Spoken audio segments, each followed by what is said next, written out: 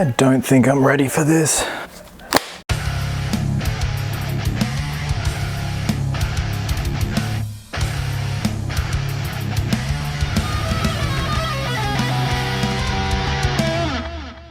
What's happening, my fellow geeks and geekettes? Welcome to a brand new, extremely special and exciting episode of Cosplay Chris. And today it is an unboxing video, but not like any unboxing we have ever seen here on the channel. Today, we are going to be unboxing something that is screen used. It's finally here, and I wanted to wait until it was here in hand. Physically, the box is here before I did any sort of announcement or videos.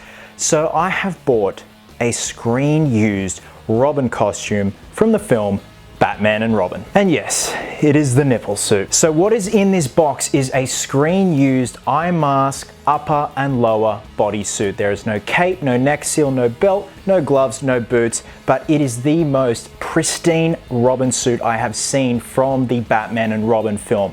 Now, as we all know, Chris O'Donnell played Robin in Batman Forever and Batman and Robin, and as far as I know, 10 suits were made for Chris O'Donnell, 10 suits for George Clooney, and 10 suits for Alicia Silverstone, and I'm guessing also it carried back when they were filming Batman Forever with Val Kilmer and of course Chris O'Donnell. And for the longest time, I have been obsessed with these suits. These suits are beautiful pieces of costume engineering, and also Jose Fernandez, the founder of Ironhead Studios, made these costumes. He sculpted, molded, casted, and he had the biggest hand in creating these suits for Batman Forever and Batman and Robin. To have something that is made by Jose Fernandez is just like the be-all, end-all. It's essentially owning the holy grail for us Batsuit fanatics. And like I mentioned, yes, this is the suit with nipples on it, and before I go any further, they're just nipples. Deal with it. Regardless of that, these costumes are absolutely striking visually, and from an engineering point of view, they're beautiful to look at. So I stumbled upon this sales page on a Facebook group many months ago. The gentleman was named Guido. He's based in Germany. Absolute pleasure to deal with. He is quite the collector himself. He owns various other pieces, and I just had to have it. As my mum says, there's no ATMs in coffins, so if you see something you want, fucking get it. So it's finally here. We're gonna unbox it. I am nervous. I've been doing my homework on how to store foam latex. So actually, let's backtrack to the history of these costumes, because these costumes are essentially neoprene wetsuits with foam latex muscles / armor contact adhered onto the wetsuits. The unfortunate thing about foam latex is it deteriorates over time. This costume is 22 years old. I have been doing my homework and research on how to store foam latex. I've got a method down pat. I just want to get it out of the box as quickly as possible and put it on a nice body form and the legs as well. Now, Guido said he also included a life cast of Chris O'Donnell to put the eye mask in, which is very kind of him, and also the original bag from Warner Brothers that the costume came in. This also comes with a certificate of authenticity from screenuse.com, which is where the suit was originally auctioned off many years ago. Okay, so what I'm gonna do is get the camera mounted up a bit higher and aim it directly down on the box so you guys can see every step of the way in terms of unboxing this. We're gonna be wearing our nitrile gloves. We do not wanna get any oils whatsoever from my skin onto the foam latex at all. We want to preserve this thing. After all, it is an investment piece. Okay, I don't think I'm ready for this. All right, geeks and geekettes, my heart is racing and pounding. Let's do this. So I've gone ahead and pre-cut the box. Okay, so I might just stand on this side here. And this thing has been packed very, very well, rightfully so. So it's got some layered bubble wrap here. Oh man, this is great. All right, get rid of that. So, oh wow, okay. So here is the first piece. Here is the Chris O'Donnell life cast with the screen used eye mask. So Guido's gone ahead and sealed it in a plastic bag, which is amazing. So I'm just gonna very carefully just cut the plastic. Okay. Oh man. Oh wow, look at that. So it is a little bit sticky, the foam latex, rightfully so. Again, this is a beautiful piece Oh man, I'm just blown away by this. I'm actually in shock. There's a nice close-up look. And what I love about Chris's suit in Batman and Robin, the original suit, not the ice suit, is just the ice blue that it picks up on camera. So there's the back of it, and it is quite tacky, just the nature of foam latex. And you can see the injection points when they cast this mask up over 22 years ago. That is beautiful. So I'm going to very carefully put that back on the life cast, like so, and pop that back in its plastic bag. Now we also have something here which I am assuming is the certificate of authenticity. And yes, it is. Okay. This certifies that the following prop/wardrobe was used during the production of the movie listed Batman and Robin, Robin's bodysuit. Introducing the fourth installment of the Batman franchise, Batman and Robin, Robin's suit. Design changed to the popular Redbird design as the Robin Redbird from the comic book series. The suit is made from high-tech foam rubber over neoprene and consists of the upper body as well as the lower body, i.e. 2 body part suit, and zips up the back. The suit is a vast improvement in both finish and design over the first Robin suit seen in Batman Forever and is considered a fan favorite. This particular Robin suit is in extremely good shape. Authorized signature, Jeff Castillo. So there we go, guys. Now, it does not list the eye mask because the eye mask was acquired separately by Guido, so it was lovely to kind of get the eye mask as well because it'll just add to the final display once it's all said and done. So, all right, let's unbox the rest of this bad boy. I'm so nervous and so excited. Oh man. Okay, so this is the original Warner Brothers bag it came in. Oh man. Okay, where do we unzip this bad boy from? I can feel pecs and I can feel nipples.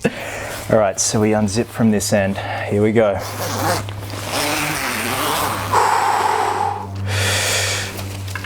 Oh my God. Oh my God, Geeks and Geekettes. Oh man, look at that. There it is. One of the screen-used Robin costumes from Batman and Robin. Oh man. Whew. Oh my God, this is amazing. Okay, I apologize for the abrupt stop. I just really had to compose myself. So I've laid out fresh, brand new paper just to lay it out because it is it's a big piece and it's heavy. This costume is heavy, Geeks and Geekettes. So what I'm gonna do is just go nuts, just show you all the details, all close-ups, how this costume looks. So let's start from the ground up. So like I said, it's a neoprene wetsuit and it's still got remnants of the ice blue left on it. And obviously we've got the zip closure here to make getting into the suit a lot easier. And here's a kneecap, and it's foam latex, contact adhered to the neoprene. And we have the first thigh that wants to focus. And I'm stunned at how immaculate this costume is. There, the codpiece. Woo! Look at the codpiece. So, see that elastic cord that goes around the back and hooks onto the butt of the costume. And I'll do a turnaround. I'll stop the camera after we do the front portion and flip the costume over and show you the back. And interesting enough, there's the Velcro where the belt sits, and it's got a cover on it. So I don't know if this is remnants of the belt or they've just put it on there because the adhered part of the Velcro on this is the spiky part, the rigid part. So I don't know if that could damage the suit or not. And if you move up further, vice versa with the cuff here. Got a nice zipper closure. And I'll try and show you guys. See that? See where the ice blue has rubbed off and it's showing the true neoprene? I spoke to a fellow who worked on these suits, Doug Stewart, and he said nearly every day they were constantly retouching these parts here because apparently this is a urethane mixture as opposed to foam latex paint. They had to match it, obviously, because different mediums, and this was a toxic urethane mixture from what he said, and they had to constantly repaint them nearly every day because it kept cracking. So these suits are beautiful if you're just static and standing there, but other than that, it can just rub off, as you can see right there. So this is a two-piecer. You know, Chris O'Donnell, Clooney, Silverstone, Kilmer, they'd put the leggings on first, and there's like a singlet underneath that's all joined, and then they'd put the top on, put the codpiece, and tie it around the bottom. Now the red is just still in such beautiful condition. It's amazing. And I've said to myself, once this is here, I want to take this to Bunnings and actually have the colors scanned so I can get the color codes for them, because it'd be great for people to have that knowledge of the color codes. Now here are the cape clips where the cape's hooked in place, and then the neck seal would go over the costume and sometimes adhered down to the costume. And we can see the neoprene suit poking out from there. And the foam is just still very, it looks so wrong. The foam is still very durable. Just trying to give you guys as much as possible. Like, this costume is 22 years old. It's crazy. Just step back and let you look at the whole thing. So I'm going to flip it on its front, and I'll show you guys the inside. There's some interesting writing on the inside, which is great. See that already? If we go up close, and then we go back, how the color shifts. And that's what it does in the film. The colors on these suits are constantly shifting from ice blues to just to blacks, you know, almost like the neoprene there. It's just crazy. This is, I never thought I'd own one, but screw it, man. You only live once. All right, let's flip her on its front and I'll show you guys the back. Look at that ass.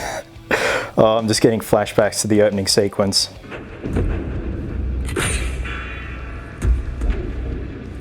So like I said, that elastic cord comes around and hooks on to the actual top itself. So the blue is actually showing up real nice on the back here. And you can see there the injection holes. There's injection holes all over, and they've obviously done it so when the suit's done, it'll be hidden by the cape and seals and all that. And we've got a big heavy duty reinforced zipper right up the back. And it has a little hook at the top there, more injection ports. Now if we look inside here, I've just unzipped it. You can see some writing in here. Just trying to figure it out. We've got R12 FH COD. And this is upside down, so I apologize for that.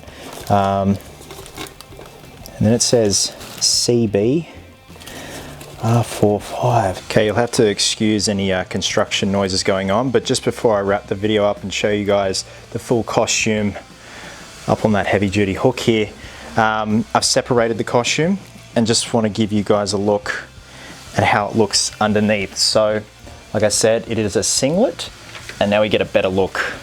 So we got CB R45 or SCB.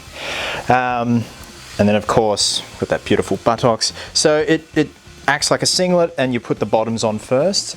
And then I have this very carefully mounted on a slimish mannequin. I definitely do need to get a thinner one because it's not going to zip up at the back, and I'm not going to risk pushing, forcing, anything like that with a piece like this. Just to give you guys an idea, yeah, I'm not risking it at all. So I'll probably have to get either a female mannequin form, or even like a teenager, or hell, even a child mannequin, and just, you know, change it a bit just so it rests on it perfectly, because I also need something to sort of fill out the arms. But I just love the way it looks in this lighting.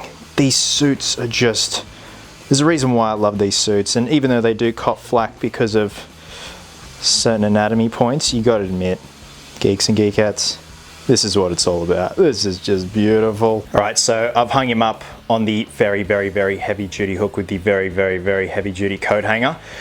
So my next step, of course, is storage. So what I'm actually gonna be doing is getting a wardrobe, a brand new wardrobe, you know, flat pack that you put together. It'll be mounted on a mannequin, but a very thin mannequin. So I've spoken to a few people who own screen use pieces like this, and they said your best bet is not to get a muscular mannequin because the suits, unfortunately, with the nature of the foam latex, I'm not going to touch it with these hands, it shrinks over time, and for a 22-year-old costume, it's something you don't want to risk. So it'll also be accompanied by a dehumidifier to get rid of the humidity, because we want to preserve this as much as possible and reduce any rot or wear on the costume. So guys, that's pretty much it. I just wanted to share this experience with you guys, because I know you'd appreciate it. Coming from the cosplay realm, movie realm, just costumes in general, and general pop culture geekery, I'm still speechless, and I still have to take this all in. And I've obviously got to make a trip to IKEA ASAP, because we need to display this bad boy and get it on a form. I don't like the idea of it, you know, hanging like this, even though it's just temporary, just for this shot, but we definitely need it on some sort of a mannequin form, just to help with its shaping and help the foam have a good shelf life, essentially. Guys, thank you so much for watching. I really hope you dug this video. It's something very different, but something very amazing. I'm beyond happy with this purchase. I've never really invested anything in my life or really made a big purchase like this, but I just wanted it. It's my childhood. I appreciate and love these costumes so much, and to have something made by Jose Fernandez of Ironhead Studios is just amazing. Guys, next week I should have episode 3 up of The Butcher of Blaviken, so I am busting my ass to get the torso piece for this Geralt cosplay finished and ready for the 3rd installment. It has been a labor of love, to say the least, but we are well ahead of schedule with the upcoming June or July Sydney Supernova. Guys, thank you so much as always for watching. Wherever you are in the world, have yourselves an absolute cracker of a day. I hope you're well, hope you're happy, be merry, be silly, and until next time, geeks, please always remember, cosplayers do it best. I need a drink. You want a drink?